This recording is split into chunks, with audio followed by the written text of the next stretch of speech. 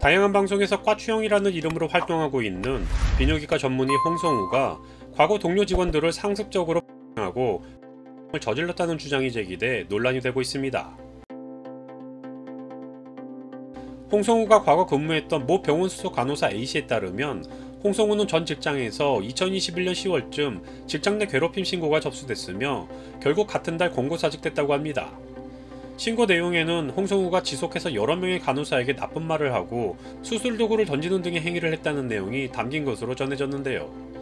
한 직원에 따르면 수술방에 들어와 저희에게 화풀이를 했고 개 땡땡 꺼져 너네 땡땡들은 나 괴롭히려고 연구하냐 너네 부모가 이러는 거 아냐 라는 등 나쁜 말과 부모 욕을 해 수치스러웠고 그가 인간으로 보이지 않았다.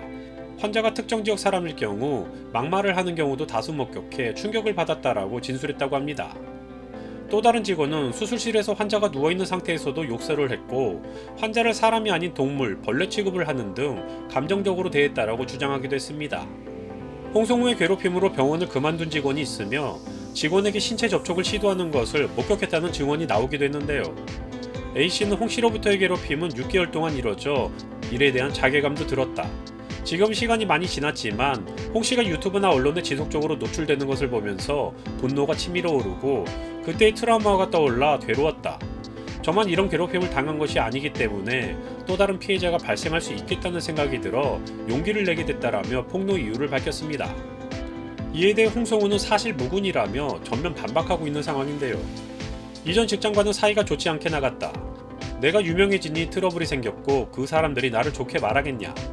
문제가 있었던 이전 병원 직원 수십 명이 나를 따라왔는데 얘네들이 땡땡이라서 나를 따라왔겠느냐라고 입장을 밝혔습니다. 또한 홍성우는 내가 그랬다면 증거를 공개했으면 좋겠다. 나도 3-4년가량의 대화 메시지 등을 공개할 수 있다.